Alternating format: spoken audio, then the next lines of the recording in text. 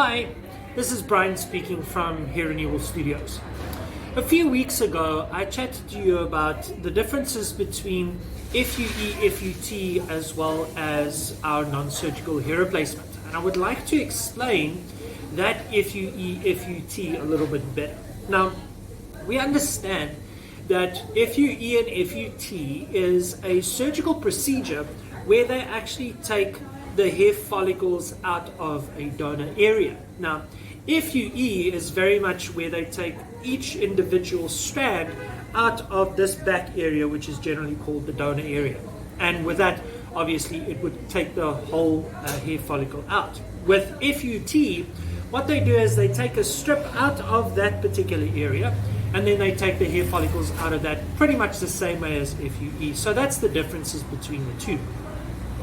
We understand, however, that because it's a surgical procedure, not only is it very costly, that medical aid doesn't cover, but it's also very painful, and obviously recovery time is very much associated with this kind of procedure. The other side effects or things that we need to consider when we're looking at these two procedures is the longevity of the results.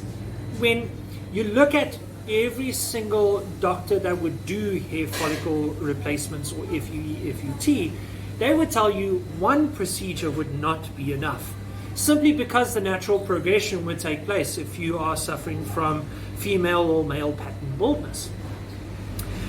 The second thing that is very much apparent to these two procedures is the scarring and the long-term damage.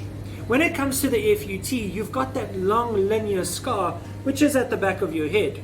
And obviously you would never be able to have your hair very short because that scar would be very visible. Very much the same with FUT because of those little punch marks that would be left there. Yet again, hair not being able to be very long. Now, when we look at the consistency or the amount of times that you would need to go for this procedure, you're going to start diminishing the donor area. So if you look at it, the numbers don't really work. All depending on what the size of your donor area would be, you would only be able to get 4,000 to 6,000 of donor hairs out of this particular donor area until you get to a place where you're actually over harvesting. When it comes to the strip, it's very much less, where it's anything from 1,000 to 1,005. The area on top is about 10 to 12,000, so you can understand the numbers just don't add up. And at that, it's obviously the guarantee of that full head of hair. It's not there. You are always going to have that thinning there, and at the same time, thinning out of the donor area. So with that, it comes to the question of practicality. As I said, if you are suffering from male or female pattern baldness, that kind of natural progression will continue to take place. So if you're focusing on the hairline very much, you would obviously have the receding normal hairline, and then you'll have that gap between the filled up hair that has been transplanted and then the natural hairline, very much the same as in the crown section. So at the end of the day, you would have to shave off your hair, and all that you've done would basically be to naught. Accessibility at this point in time is also very much of a question.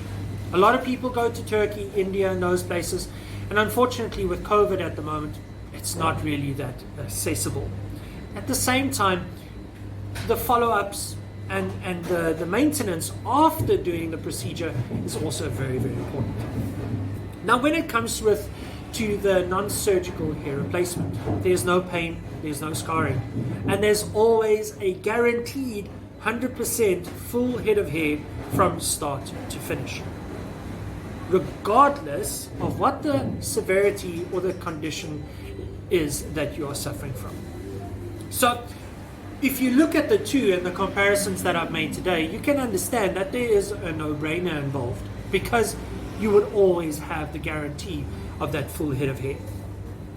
It's for this reason that I'm very excited to announce a particular journey that I will be embarking with Hair Renewal Studios, and that is actually putting on a non-surgical hair replacement. With this, you will be able to follow me over the coming months of the good, the bad, and the ugly, as they say, about the membranes. And with my own personal knowledge and first-hand experience with the non-surgical hair replacement, you would be able to say that you are not left in the dark when it comes to this being the option that you would want to take. So today, that's what I would like to say. Watch this space and see how we go onto this journey, which is called Non-Surgical Hair Replacement Journey with Brian Gray. Hope to see you soon.